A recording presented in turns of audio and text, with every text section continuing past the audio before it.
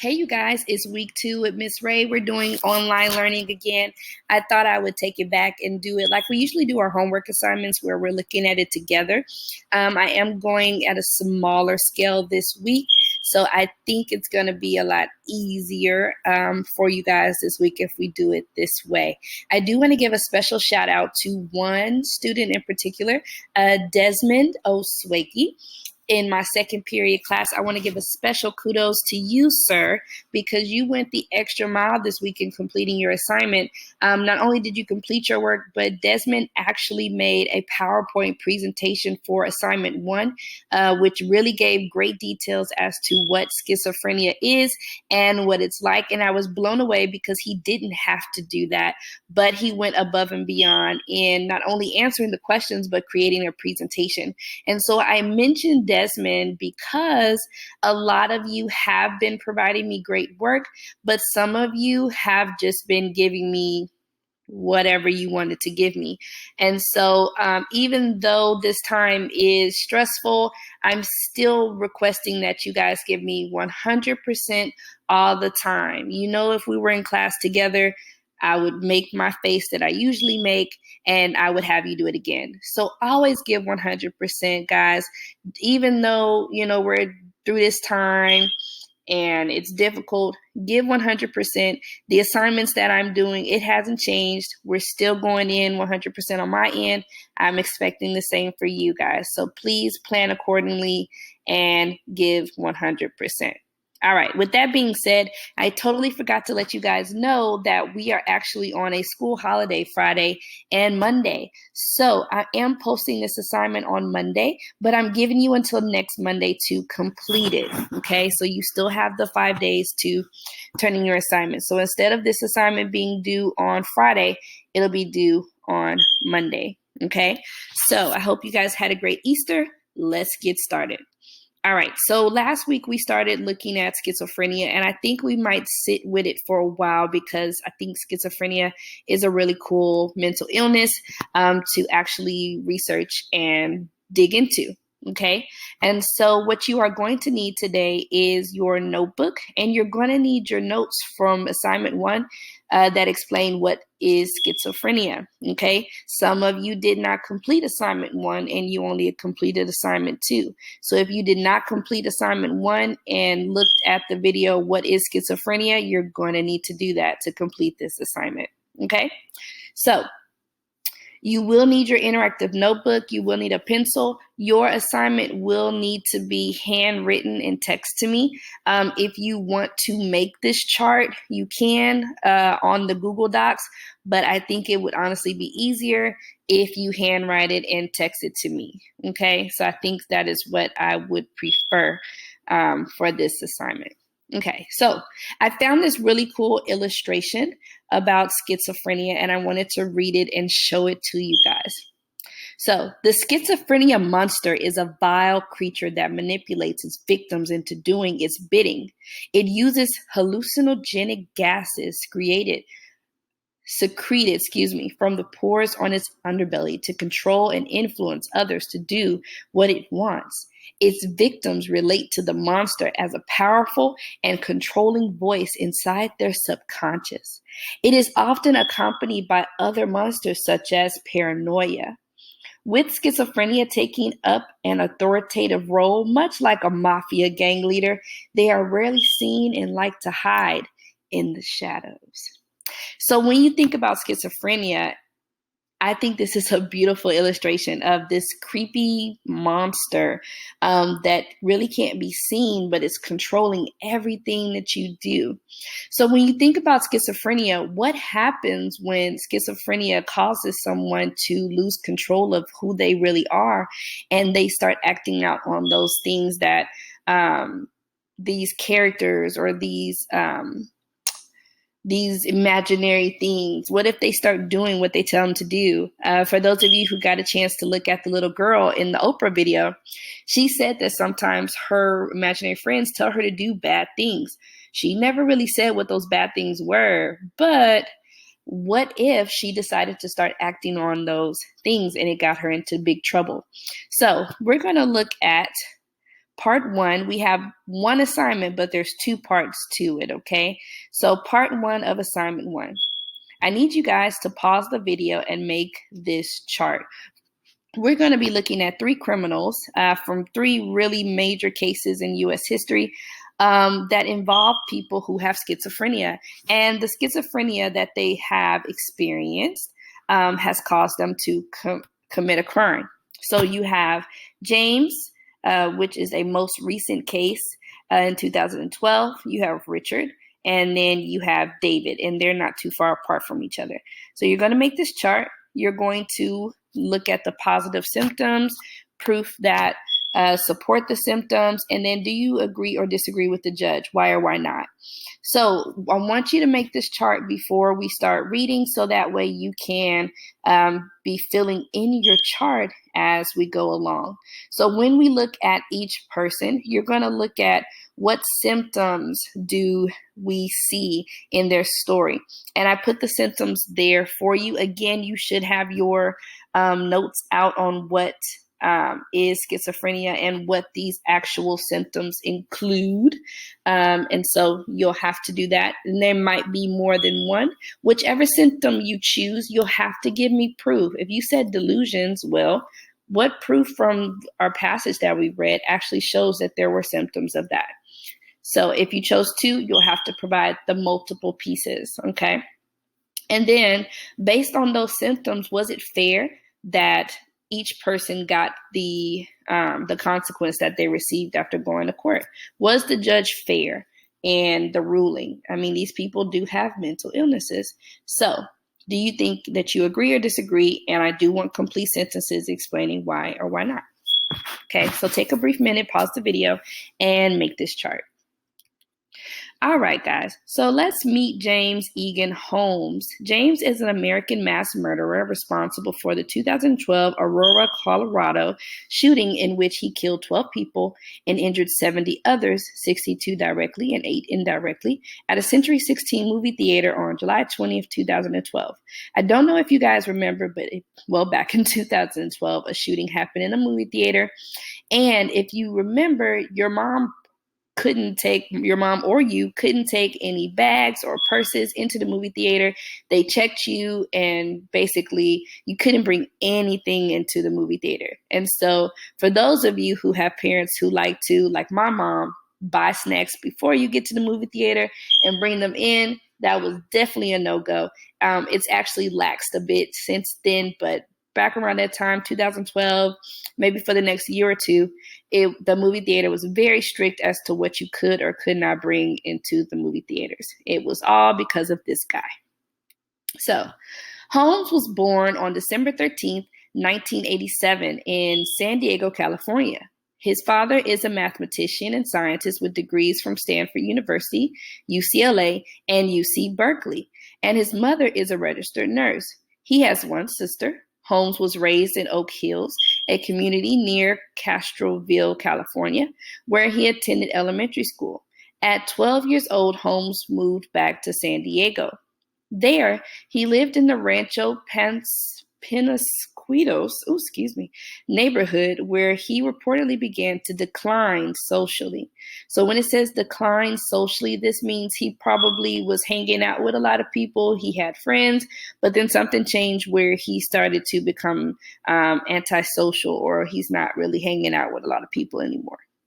He went to Westview High School and graduated in 2006. Holmes played soccer and ran cross country in high school. He attended Penasquitos Lutheran Church with his family, according to the Lutheran Church's pastor. According to Holmes's lawyer, Daniel King, Holmes began to suffer from mental health issues in middle school and attempted suicide at age 11. According to Holmes, during his childhood, he was frightened of what he called nail ghosts that would hammer on the walls at night. He would also see shadows and flickers at the corner of his eyes, which would fight each other with firearms and other weapons. Holmes saw social worker Margaret Roth once before she sent him to a psychiatrist, Lynn Fenton. Holmes was depressed and obsessed with killing for over a decade. So when you take a moment to fill in your chart, What is the symptoms of schizophrenia that you notice with James? Depending on what symptom you choose, what proof can you provide for that? And because we've already taken a look at what he was guilty of doing, his crime that he committed, at the top of your chart, you wrote what his consequence was as him being found guilty and his sentencing. Do you think that that was fair? Pause the video in order to complete your chart, and we'll move on from here. All right, guys, let's travel back to 1976 and meet Richard Trenton Chase. Richard was an American serial killer who killed 6 people in the span of a month in Sacramento, California. He was named the Vampire of Sacramento because he drank his victims' blood and ate their remains. Yeah, don't want to run into this guy. So let's take a look at him. By the age of 10, he exhibited evidence of bedwetting, arson, and cruelty to animals. In his teens, he was said to be a heavy drug user. He often complained that his heart would occasionally stop beating or that someone had stolen his pulmonary artery. The pulmonary artery is, of course, in your heart. It's one of the tubes that actually releases blood so that you can actually keep beating. If you want to look up pulmonary artery in Google and see what it actually looks like, you totally can stop and do that. He would hold oranges on his head, believing vitamin C would be absorbed by his brain via diffusion. So basically, that's meaning that the vitamin C would actually go into his brain and spread. That's what diffusion means. Chase also believed that his cranial bones, cranial is your brain, so your skull, had become separated and were moving around. So he had shaved his head to be able to watch this activity. After leaving his mother's house, believing she was attempting to poison him, Chase rented an apartment with friends. Chase's roommates complained that he was constantly under the influence of alcohol, marijuana, and LSD. Chase would also walk around the apartment nude, even in front of company. Chase's roommates demanded that he move out. When he refused, the roommates moved out instead. Once alone in the apartment, Chase began to capture, kill, and disembowel various animals, which he would then devour raw, sometimes mixing the raw organs with Coca-Cola in a blender and drinking the concoction. Chase believed that by ingesting the creatures, he was preventing his heart from shrinking. Okay, so let's go back and look at disembowel. Disembowel means I'm cutting an animal open and I'm taking all the stuff that's inside out. Okay, so that would be the stomach, the liver, the intestines, the heart. I'm basically taking everything out that was in. Okay, and then to devour raw. So he's not cooking these animals, he's just eating them as is. Okay, so again, pause the video, look at your chart. What symptoms of schizophrenia are shown here? And then what proof are you going to use? Is there more than one symptom? Are there more than one pieces of evidence that support your symptoms? So if you need to go back and look at your notes or rewatch the video of what is schizophrenia to find out exactly what those symptoms mean, definitely go and do that. And then look at your chart and see what Richard was actually charged with and the sentencing that he received in court. If he has a mental illness, which obviously he does, did he deserve that for his crime? Do you agree or disagree? And tell me why. All right, moving on to our last guy. Let's meet David Richard Berkowitz. Let's travel back 2 years back from Richard in 1976. David is an American serial killer who pleaded guilty to 8 separate shooting attacks that began in New York City during the summer of 1976. If you ask your parents, of course, I don't think any of your parents were around in 1976. However, this is a very popular serial killer. Back in 1976, they called it the Summer of Sam. There's actually a few movies about him and this murder spree that he went on. So he's actually very popular. All right. So Berkowitz was interrogated for about 30 minutes in the early morning of August 11, 1976. He quickly confessed to the shootings and expressed an interest in pleading guilty. The investigation was led by John Keenan, who took the confession. During questioning, Berkowitz claimed that his neighbor's dog was one of the reasons that he killed, stating that the dog demanded the blood of pretty young girls. He said that the Sam mentioned in the first letter was his former neighbor Sam Carr. Berkowitz claimed that Harvey, Carl's black Labrador retriever, was possessed by an ancient demon and that it issued irresistible commands that Berkowitz must kill people. A few weeks after his arrest and confession, Berkowitz was permitted to communicate with the press. In a letter to the New York Post dated September 19, 1977, Berkowitz alluded to his original story of demonic possession, but closed with a warning that has been interpreted by some investigators as an admission of criminal accomplices. So accomplices means he wasn't working by himself. He had help or partners who were doing this also. There are other sons out there. God help the world. Okay, so let's look at David for a minute and look at his sentencing that he received. And what symptoms of schizophrenia are shown here? Are there more than one? What proof can you use to support the symptom that you put in there? And then look at the sentencing that he received. Do you think the judge was fair or not? Okay, now when people commit a crime, there's always a issue of, is this person sane? Is this person mentally incapable of making a right decision? Are they crazy? Are they insane? And so if someone is not mentally okay in their mind to make a sound decision, then the court will be a little lenient with their sentencing. So if you look at James, he was found competent. Competent means there is nothing wrong with him. He knew what he was doing. He's not crazy. And he was found guilty and sentenced to life. The death penalty was rejected because he does have a mental illness. So even though they're like, okay, something may not be right with him, but he still knew what he was doing.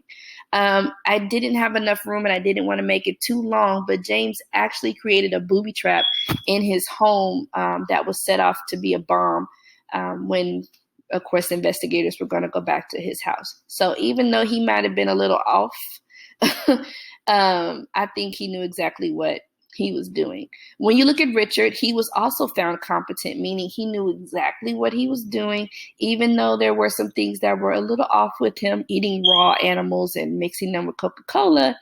He was found competent and found guilty and sentenced to death. And then David, of course, hearing dogs and saying that they're demon possessed and that the dog is telling you to murder people. He was still found competent and guilty and sentenced to 25 years to life. So only one of them actually got the death penalty, while the other two were to be locked away forever. Okay, so I want you to look over your chart.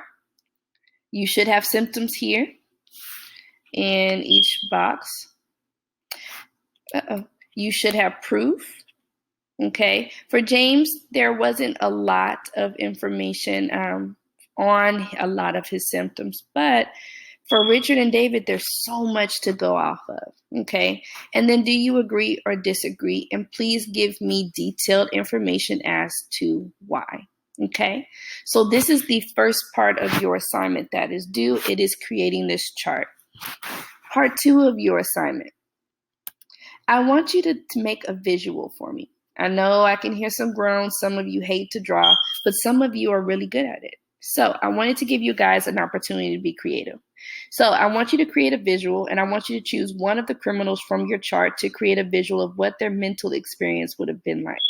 What do you think the dog might have looked like for David? Or what do you think it looked like for Richard to have animals laid out in his apartment and he's mixing them with Coca-Cola? Or the fact that, what's that boy's name? James, the fact that he heard nails on his wall at night. So what are these different things that make it difficult for people to function because there's all these different elements. There's this schizophrenia monster that's making them do things and they're acting on it. What would that look like visually? Okay, so your requirements, give me the name, who is it that you chose, and then your visual should reflect the symptoms. Okay, so I don't want to see a picture of something that has absolutely nothing to do with the criminal. It needs to be connected to the symptoms that you chose. Okay, it should be very obvious. Even if, let's say, you forgot the name, it should be very obvious based on your picture what you chose. Okay, but I still want you to write the name so I know who it is. Okay. So I'm creating two options for those of you who hate to draw or just are not gifted in that area. For those of you who can draw, sketch your own visual. Draw it yourself. Miss Ray, what if I don't have colors? I'm totally cool with black and white art. Use your pencil. Okay? So I would love a visual.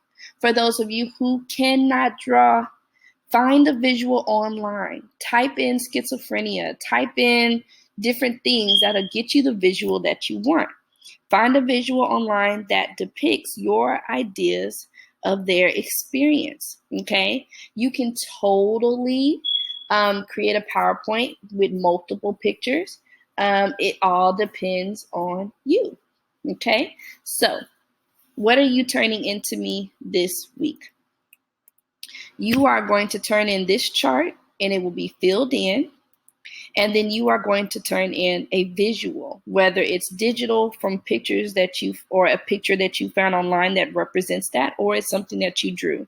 I honestly would prefer you take a picture of it and send it to me. That would be really, really awesome. I really don't want anything turned in through Google Classroom this week.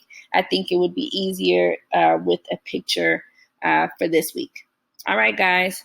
I will have the instructions on the screen, and I cannot wait to see what you guys create.